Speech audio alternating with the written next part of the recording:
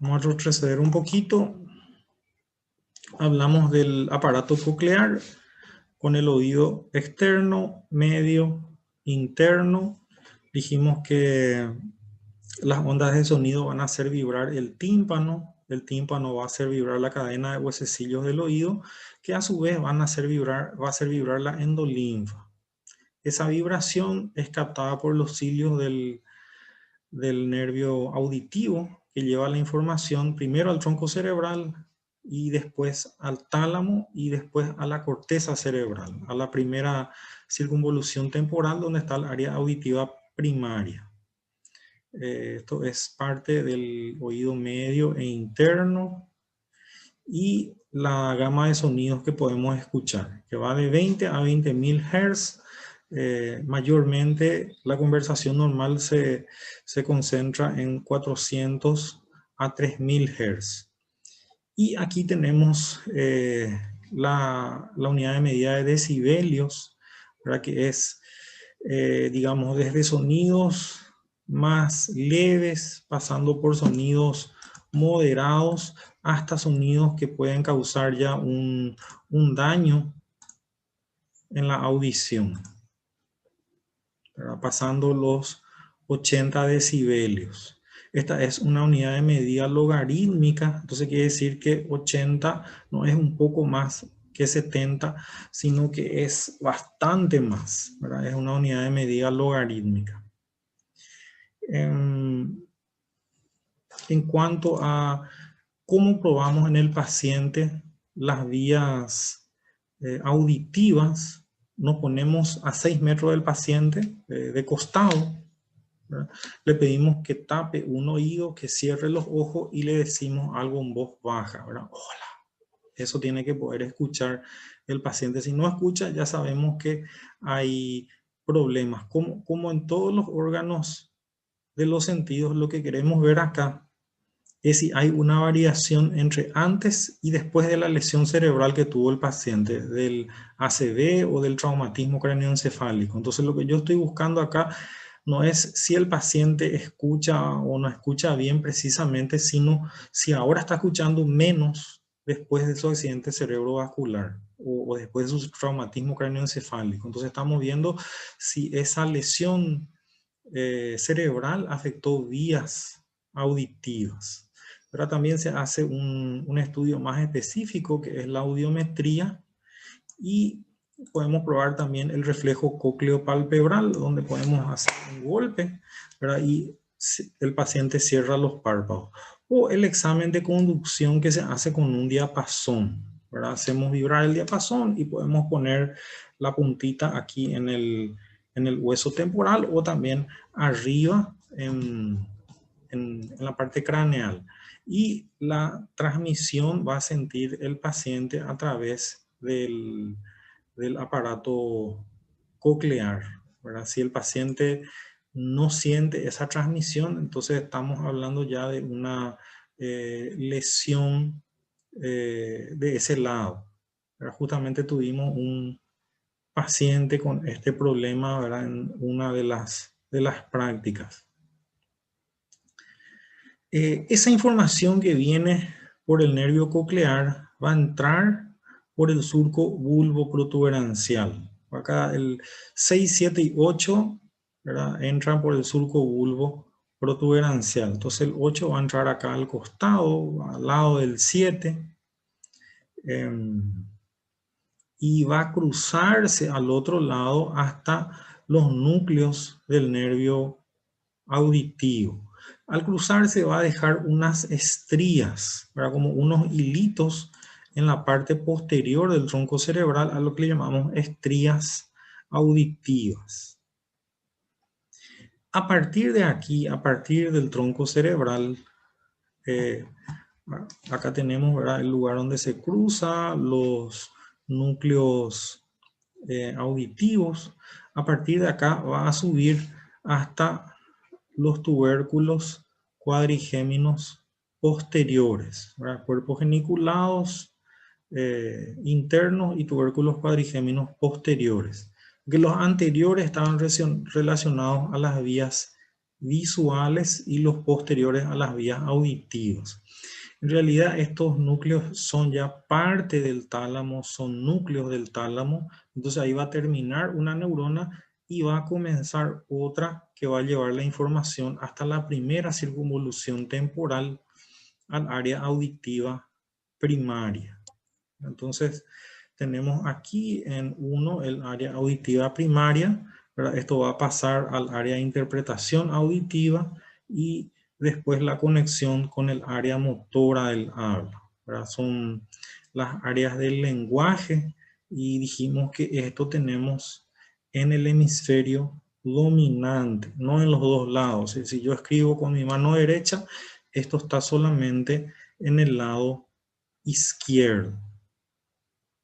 Entonces puede lesionarse cualquier parte de la vía, desde el receptor en el oído, pasando por el nervio auditivo en sí, pasando por el trayecto que hace en el tronco cerebral, ¿verdad? Y hasta la corteza inclusive. Pasamos a la parte vestibular. La parte vestibular va a estar al lado nomás de la parte auditiva. Esta es la parte auditiva. La parte vestibular tiene dos sacos en el medio, el utrículo y el sáculo, que también están llenos de endolinfa y de unos pequeños cristales de calcio a los que se le llama otolitos. A partir de estos sacos van a salir conductos, el conducto superior, el conducto externo y el conducto posterior, que van a captar la información de posición de la cabeza, ¿verdad? En todos los sentidos, y van a enviar esa información de posición y movimiento a la cabeza al sistema nervioso. El sistema nervioso va a comparar con la información que viene del cuerpo y va a generar las reacciones de equilibrio. Si este aparato está inflamado o tiene algún problema, la información va a entrar mal, entonces la reacción de equilibrio no va a ser correcta y el paciente se va a caer del lado afectado. Acá tenemos las direcciones de los conductos vestibulares, ¿verdad? Vemos que cubren la posición y los movimientos de la cabeza en los tres planos del espacio. Acá tenemos más o menos el mecanismo de captación, que es cuando se mueve la endolinfa, el conducto, ¿verdad? Lo que capta el nervio es la diferencia entre el contenido y el continente de estos conductos. Entonces, de acuerdo a eso, informa de la posición de la cabeza en un momento determinado. Pero acá vemos la forma en que funciona, ¿verdad? Exactamente cuando movemos la cabeza, ¿verdad? Y cómo estos receptores captan, ¿verdad? El movimiento y lo transforman ya a un potencial de acción que van directamente al tronco cerebral. ¿Cómo probamos en el paciente? Primero, observación, ¿verdad? En pacientes muy afectados va a ser fácil porque directamente el paciente no puede sostenerse, se ladea hacia un lado. Si le hacemos caminar, se desvía hacia el lado afectado, si tiene afectado solo un lado. Tiene hipotonía, tiene mareos y vértigo. Pero dijimos que el vértigo se manifiesta de muchas maneras, para donde el paciente tiene una inestabilidad, pero se hace más notable, ¿verdad? Cuando el paciente nos dice: me parece que a mí las cosas se dan vuelta alrededor de mí, o que yo me doy vuelta alrededor de las cosas. Y también el nistagmus optocinético, que es muy visible en algunos casos, ¿verdad? En los casos más graves nosotros le miramos al paciente y ya el ojo, ¿verdad?, tiene un movimiento involuntario, ¿verdad? Y en otros casos tenemos que hacer una maniobra para provocar ese movimiento involuntario, que normalmente no tiene que aparecer, ¿verdad? Aparece cuando hay algún problema con el aparato vestibular, que no está pudiendo manejar bien los núcleos motores de los oculomotores, de los pares oculomotores. Eso teníamos aquí las conexiones, ¿verdad? Donde este núcleo vestibular va a controlar los núcleos que controlan los músculos del ojo. Entonces, en pocas palabras, un ojo tiene que poder coordinar bien todos los músculos entre sí y también con los del otro lado. Si el aparato vestibular no funciona bien, no se va a poder coordinar bien y el paciente va a presentar este temblor que llamamos nistagmus, este temblor involuntario. ¿Cómo probamos el equilibrio en el paciente?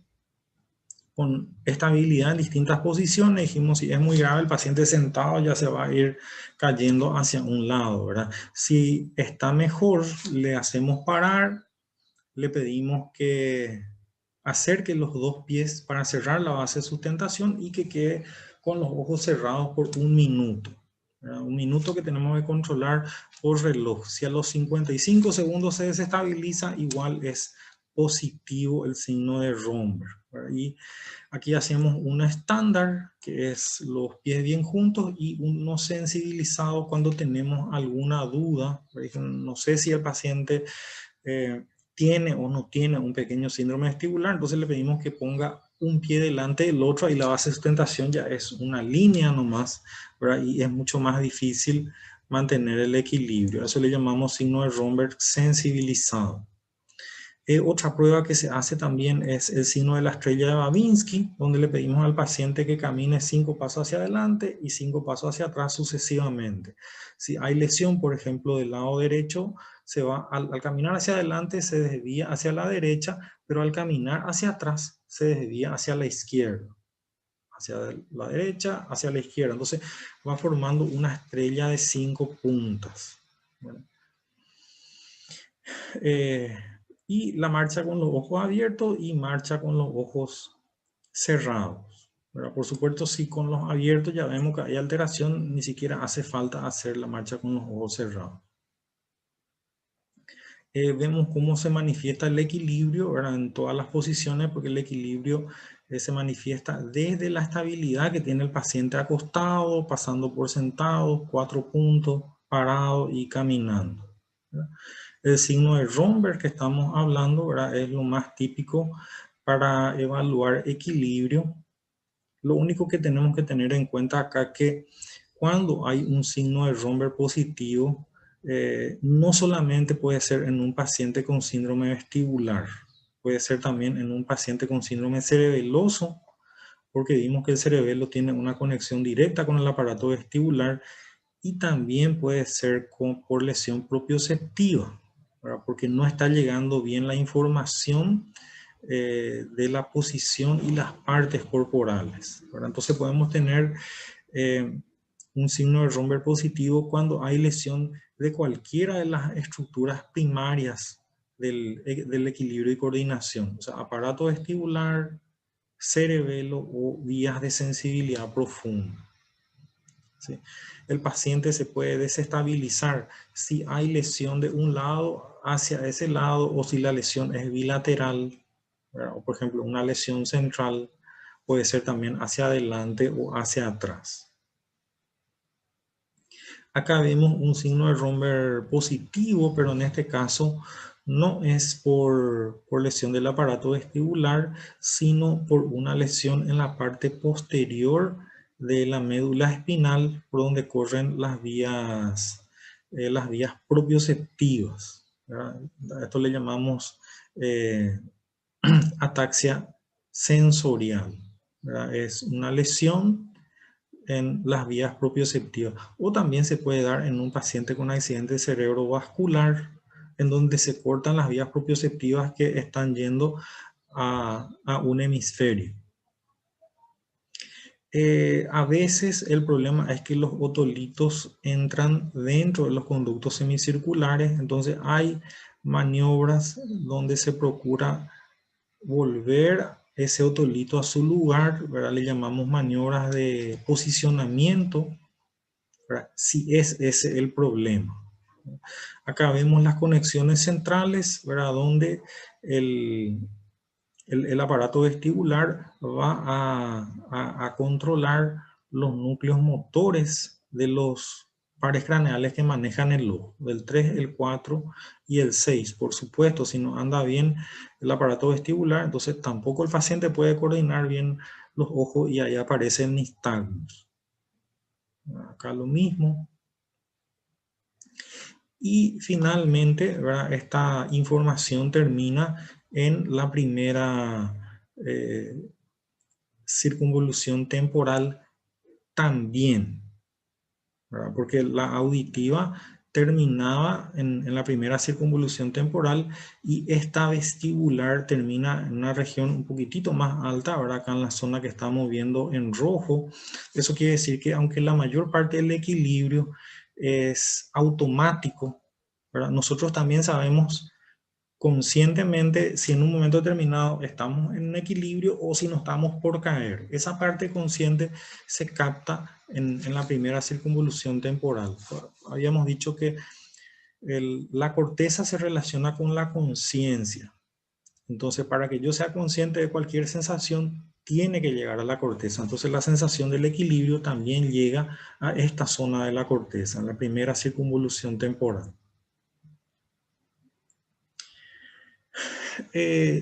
Igual que vimos en la lesión del par 7, donde puede haber una parálisis periférica y una parálisis central, acá también podemos tener un síndrome vestibular central o un síndrome vestibular periférico.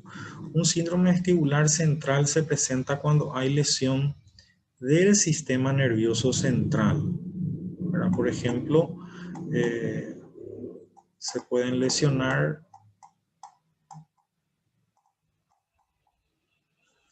cualquier parte de este trayecto, ¿verdad? Si el paciente tiene un accidente cerebrovascular a nivel de la protuberancia, del mesencéfalo, o un ACV más arriba, inclusive a nivel cortical, ¿verdad? Entonces, cualquier parte cualquier afección que lesione esto, o puede ser también un traumatismo craneoencefálico, puede dar lugar a un síndrome vestibular de tipo central.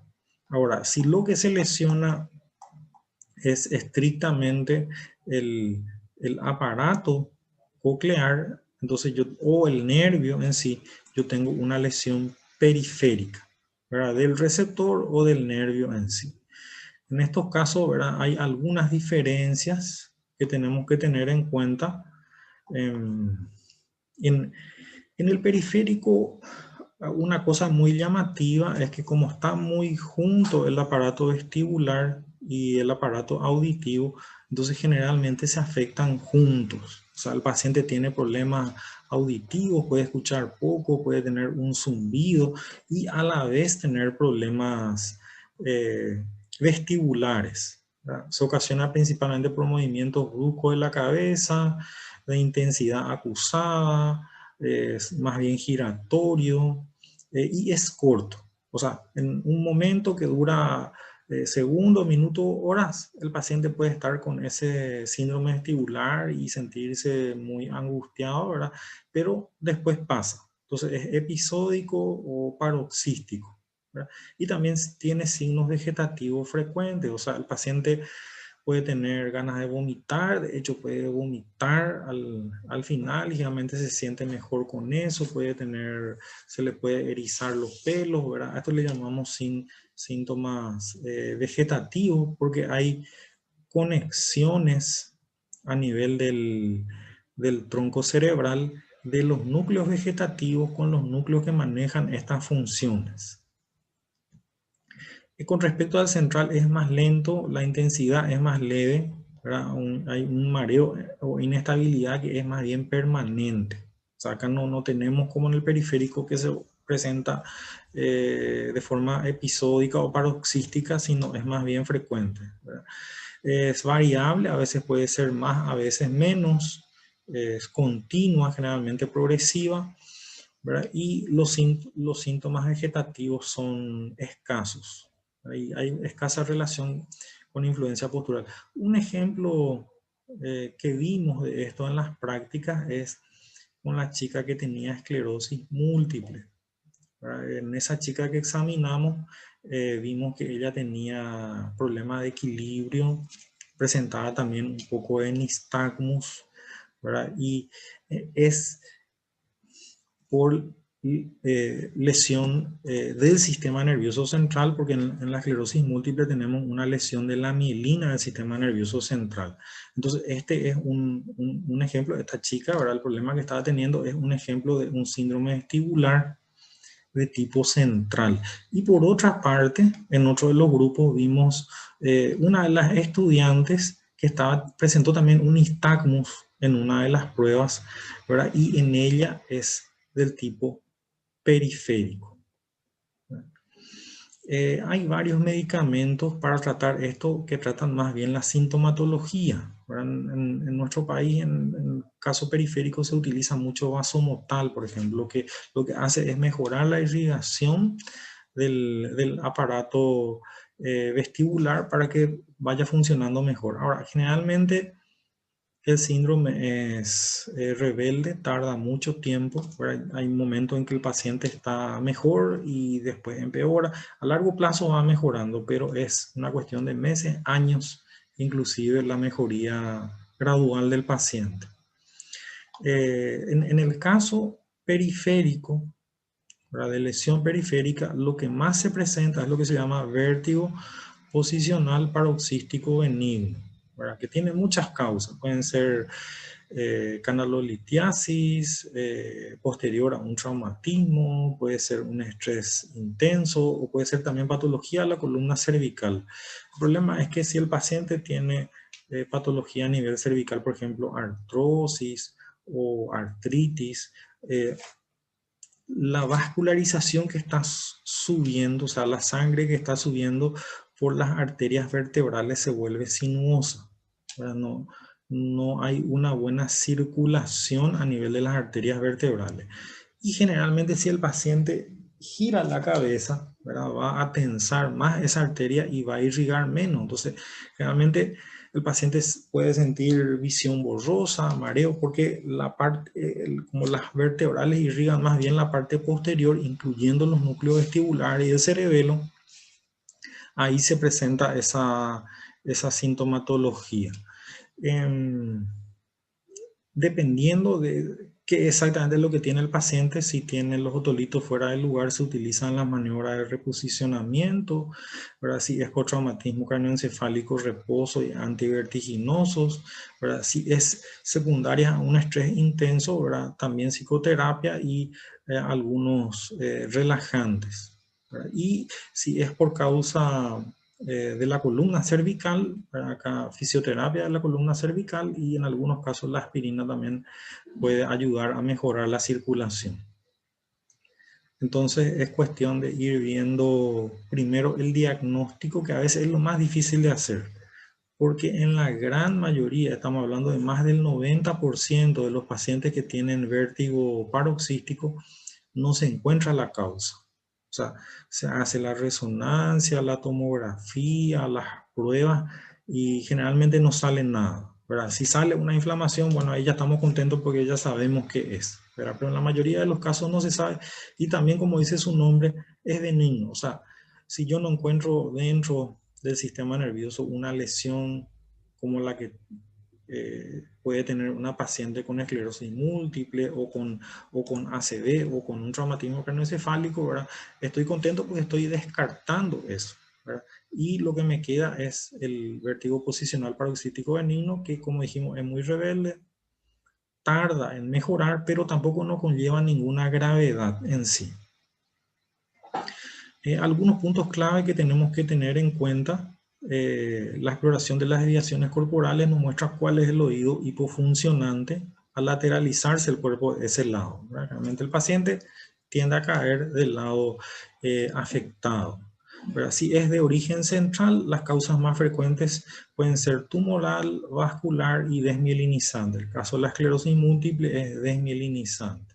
En el caso de un ACV, por ejemplo, va a ser vascular. También no debemos olvidar que la depresión o la ansiedad pueden producir síntomas similares al vértigo, pero no iguales. donde se puede presentar también en la depresión y ansiedad síntomas que asemejan al vértigo, pero no es propiamente un síndrome vestibular. Y en los periféricos se pueden ver síndromes vestibulares puros y síndromes cocleovestibulares. O sea, lo que dijimos, como está en un espacio muy pequeño los dos aparatos, el paciente puede tener problemas auditivos y vestibulares a la vez. La rehabilitación vestibular es toda una especialidad ahora en fisioterapia. En nuestro país todavía no hay como tal un curso de posgrado, pero sí ya hay en la Argentina, en Chile, y hay algunos colegas que hicieron ya y están practicando acá esa especialidad. Primero tenemos todo lo que son las maniobras de reposicionamiento. Si el problema es el de los otolitos, hay varias maniobras que pueden volver a reposicionar esos otolitos dentro de sus sacos. También maniobras de autoposicionamiento que se le enseñan al paciente. Y ejercicios, ¿verdad?, para ir mejorando todo lo que es el equilibrio y también la función ocular que está manejada por el aparato vestibular. Ejercicios de actividad de vida diaria que principalmente al inicio le cuestan mucho al paciente. Pues dijimos que estos pacientes con síndrome vestibular, por ejemplo, se levantan un día y se caen otra vez en la cama, ¿verdad? Por el desequilibrio que tiene. Inclusive estando acostado, ¿verdad?, tiene esos síntomas, peor aún de falta de estabilidad, de estar sujeto a alguna cosa. Entonces es un síndrome muy angustiante para el paciente. Entonces también este tratamiento tiene que ser muy gradual. O sea, no podemos exponerle tampoco al paciente a un desequilibrio que cause que tenga una mayor desintegración sensorial. Tiene que ser de acuerdo hasta donde él pueda realizar. Pero por otra parte, el paciente realmente no quiere hacer nada y ahí no quiere hacer nada por la sensación que siente. Entonces ahí también no avanza. Entonces hay que medir un poquito, forzándole un poquito al paciente, pero no demasiado. También hay algunos aparatos que pueden medir ya el progreso que tiene el paciente en la parte vestibular, solamente que hay pocos lugares todavía que están teniendo estos aparatos como para reentrenamiento, ¿verdad? Y algunos que pueden medir inclusive el nistagmos durante el tratamiento. No sé si tienen alguna pregunta, alguna duda hasta ahí. Profe, Sí. lo del vértigo posicional sería en síndrome vestibular central o en los dos. Es más en el periférico, pero se puede dar en los dos. Generalmente, en mayor o menor medida, se da más en los dos, pero se da en los dos, pero más en el periférico. En el periférico, ok. Gracias, profe. O sea, no es, digamos, una diferencia tan grande como puede ser, por ejemplo, el problema auditivo y vestibular a la vez. Eso sí ya nos hace pensar mucho en un síndrome vestibular periférico. O sea, el central no tiene problemas auditivos. O sea, puede pasar en el central, pero se ve más en el periférico. Sí, exactamente. Puede pasar Ok. muy excepcionalmente en el central, ¿verdad? Generalmente es característico del periférico. Ok, gracias, profe. Bueno, otra pregunta que tengan.